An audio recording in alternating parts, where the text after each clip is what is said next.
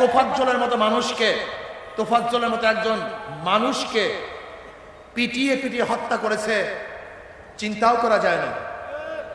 এখন আমরা কি দেখি, আওয়ামী লীগের আমলে, ফ্যাসিস্টের আমলে যেরকম মিথ্যা মামলার সয়লাভ ছিল, গায়েবী মামলা ছিল, আজকেও থানার মধ্যে সেই মামলা, আজকেও সেই হয়রানি, আজকেও চাঁদাবাজি, আজকেও দখলদারি। তাহলে আমরা কেন আন্দোলন করেছিলাম? জীবনের মায়া ত্যাগ করে কেন রাস্তায় নেমেছিলাম? এই দখলদারির জন্য আমরা রাস্তায় নামি নেই। মানুষের স্বাধীনতার জন্য রাস্তায় নেমেছিলাম, মানুষের অধিকারকে ফিরিয়ে দেওয়ার জন্য রাস্তায় নেমেছিলাম। কিন্তু অধিকার ফিরিয়ে দিচ্ছি না কেন, পাচ্ছি না কেন, পারতেছি না কেন? এর মূল কারণটা কোথায়?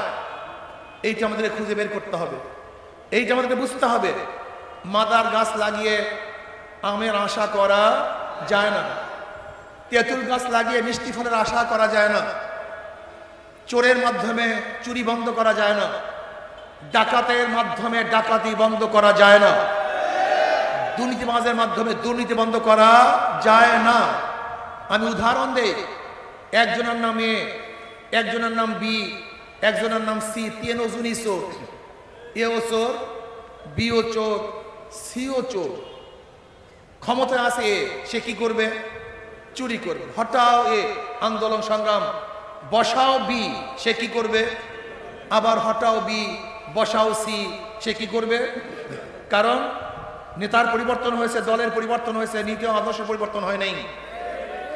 ওসি যায় কিন্তু ঘুষ যায় না, এসপি পরিবর্তন হয় কিন্তু ডাকাতির পরিবর্তন হয় না, ঘুষের পরিবর্তন হয় না। ডিসি যায় কিন্তু দুর্নীতি যায় না। কারণটা কি? আসলে এসপি যায়, ডিসি যায়, ওসি যায়, কিন্তু নীতি আদর্শবান লোক ওই চেয়ারে বসে না। এজন্য ঘুষের পরিবর্তন হয় না, ব্যক্তির পরিবর্তন হয়।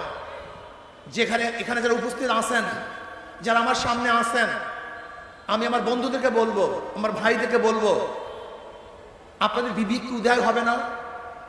আপনাকে বিবেকবান হবে না? আপনাকে মেধা নাই? আপনারা কত রক্ত দিতে চান?